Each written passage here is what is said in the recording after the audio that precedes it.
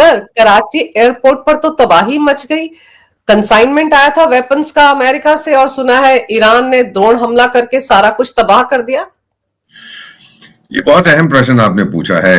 हम आपसे आज ये जो रिकॉर्डिंग हम कर रहे हैं तो ये 17 तारीख जनवरी को 2026 को हो रही है। थोड़ा सा बैकग्राउंड इसका समझते हैं। वो जो एक खेती मार्शल है ना जिहादिस्तान का, जो खेती करता है, फील्ड में काम करता है, जो मार्शल पिंजरे वाली मुनिया, तो वो अमेरिका गया था एटसेट्रा। उस समय ट्रंप ने उससे, अब जो सामने आ रही है खबर, उससे कहा था कि देख टाइगर, ये रेयर शेयर सब बकवास है, तेरे पास कुछ नहीं है। वो लेके तो गया था अपने साथ में दिखाने के लिए, देखो जी मैं दुकानदार हूं, मैं सेल्समैन हूं। उसने कहा ये चीज है कि हमने ईरान को ठोकना है। अब जो क्या है, इजराइल अपने बॉम्बर्स यूज करेगा जो मैंने दिए, मैं हथियार यूज करूंगा और आप अपने सिपाही भेजो मरने के लिए। तो उसने कहा कि जनाब क्या फर्क पड़ता है, मेरे 10,000 मर जाएंगे, हमारी औरतें 5 करोड़ और पैदा कर देंगे, दिक्कत क्या, हम तो पैदा होते हैं मरने के लिए, जिहाद के लिए। Very good. तो अब मेरा मानना है कि अमेरिका ने जो हथियार उसको भेज रहे थे इस्लामाबाद को, कि अभी अपने पास रख, तैयार हो जा, क्योंकि आपकी तरफ से अगर मुझे ईरान पर हमला करना, जो वो करेगा, डोनाल्ड ट्रंप को आप ये बात समझ लीजिएगा, जो कहता है वो करता है, जो करता है वो कहता है, वो ठोकेगा, जरूर ठोकेगा। लेकिन उसको अगर जाना पड़े अंदर, अपनी अमेरिकी लोगों को नहीं भेजेगा सिपाहियों को मरने के लिए, पाकिस्तानियों को भेजेगा। पाकिस्तान को कोई फर्क नहीं पड़ता, वो तो पैदा होते हैं 72 हूरों के लिए, इस धरती पे कुछ मिलता नहीं है, तो अगले जीवन में उनको जो कुछ चाहिए मिलेगा। वहां पे उनको शारीरिक संबंध मिलेंगे 72 हूरों के साथ, और इस जीवन में उनको हिंसा मिलेगी। तो ये दोनों चीजें अगर आप ध्यान में रखें, फिर ये साफ जाहिर है कि अमेरिका करने वाला था कुछ ईरान पर, और उसने पाकिस्तान को ये हथियार भेज दीजिए कि अपने सिपाहियों को ये दीजिए और वो अंदर जाएंगे अब। लेकिन किसी इंटेलिजेंस एजेंसी ने ये बता दिया उनको, और फिर क्या होता है कि जब इंटेलिजेंस एजेंसी ने ये बात उनको बताई, अब कौन सी इंटेलिजेंस एजेंसी आप तो समझ सकती हैं, और फिर ईरानियों ने एक स्ट्राइक की और पूरी तरह से वो प्लेन लोड को तबाह कर दिया।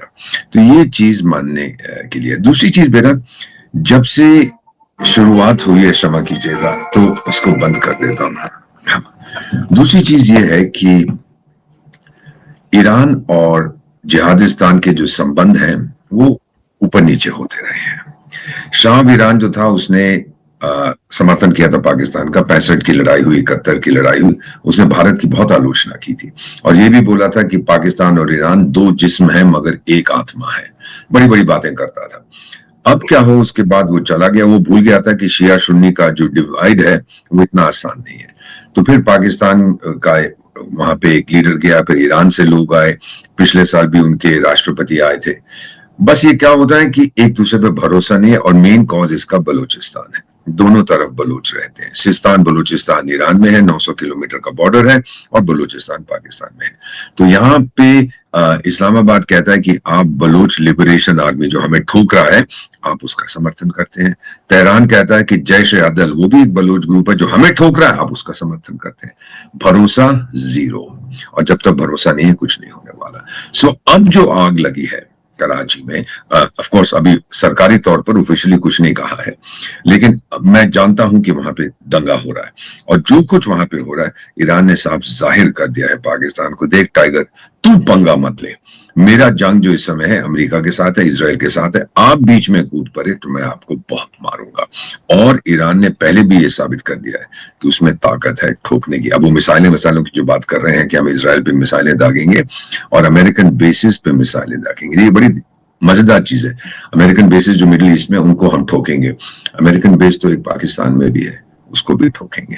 तो ये घबराया हुआ है इस समय पाकिस्तान। और ये जो वेपन हथियार आ रहे थे, ये तैयारी में थे कि हम आपको सोफिस्टिकेटेड वेपन्स दे रहे हैं, अब आपको अंदर जाना है और अपना वादा निभाओ कि आपको कोई फर्क नहीं पड़ता ईरान कितने आपके सिपाहियों को मार दे, वो तो सब सीधे जाएंगे जन्नत में, जहां उनकी हुरे इंतजार करेंगे। ये वो गधे नहीं समझते कि आपको जन्नत में वो 72 मिलती हैं अगर आप किसी काफिर को मारे। अब ये नहीं मालूम कि अगर ईरानियन भी काफिर बन गए, उनके लिए मुसलमान तो हैं लेकिन शिया वो भी काफिर हैं, तो फिर चाहिए।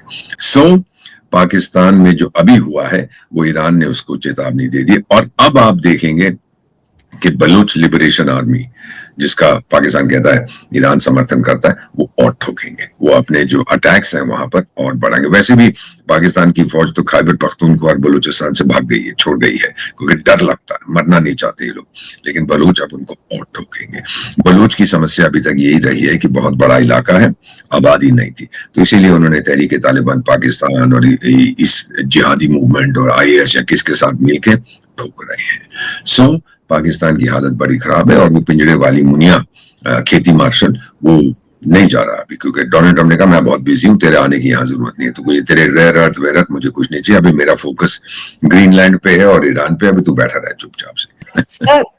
सर ये जो मुल्ला मुनीर है, आपको लगता है कि ट्रंप ने इसको फंसा दिया है, क्योंकि वो नूर खान का इस्तेमाल भी करने वाला था? 100% नूर खान एयरबेस में अमेरिकन हथियार पड़े थे, ये तो सारी दुनिया मानती है, वो कुछ नहीं कर पाया, वो तो बंकर में घुस के बैठा हुआ था।